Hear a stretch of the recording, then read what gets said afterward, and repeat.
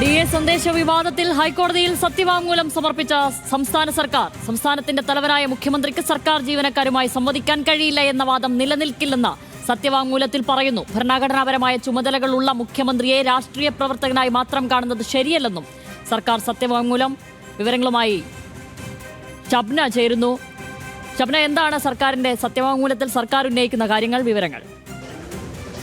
Shyamili, data ചോർച്ചയുമായി ബന്ധപ്പെട്ട് സംസ്ഥാന സർക്കാർ ഇപ്പോൾ നൽകിയിട്ടുള്ള സത്യവാങ്മൂലത്തിൽ ചില പരാമർശങ്ങൾ നടത്തുന്നുണ്ട്. ഏതായാലും സംസ്ഥാനത്തിന്റെ തലവനായ മുഖ്യമന്ത്രിയാണ് സന്ദേശം അയച്ചത് എന്ന് പറയുന്നു. സംസ്ഥാനത്തിന്റെ തലവനായ മുഖ്യമന്ത്രിക്ക് സർക്കാർ ജീവനക്കാരുമായി സംവദിക്കുന്നതിൽ എന്താണ് തെറ്റ് എന്ന ചോദ്യമാണ് സർക്കാർ ഉന്നയിക്കുന്നത്.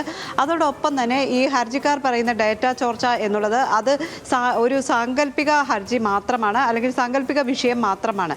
കാരണം അത്തരത്തിൽ ഡാറ്റ ചോർച്ച നടന്നിട്ടില്ല. IT മിഷനാണ് ഈ ഡാറ്റകൾ വാട്സപ്പ് അടക്കമുള്ള ക്രമീകരിച്ചത്, അല്ലെങ്കിൽ IT മിഷന്റെ നേതൃത്വത്തിലാണ് ഡാറ്റകൾ ശേഖരിച്ച് ഈ രീതിയിൽ മെസ്സേജുകൾ അയച്ചത്.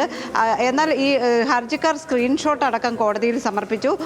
അത് പല ഭാഗങ്ങളിൽ IT മിഷനാണ് എന്ന ഭാഗം മറച്ചാണ് സ്ക്രീൻഷോട്ട് കോടതിയിൽ സമർപ്പിച്ചത്.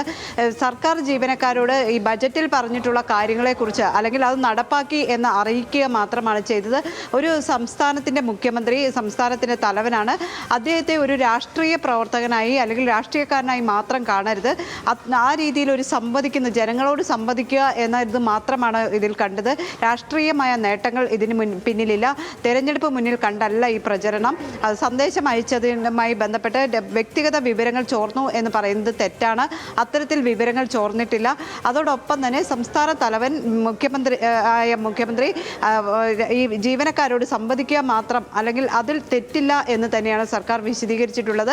ഏതായാലും ഈ ഹർജി ഇന്ന് കോടതി പരിഗണിച്ചിരുന്നു. തിങ്കളാഴ്ച വരെ ഈ സന്ദേശം അയക്കുന്നതിനുള്ള വിലക്ക് നീട്ടിയിട്ടുണ്ട്. തിങ്കളാഴ്ച ഈ വിഷയം വീണ്ടും പരിഗണിക്കും.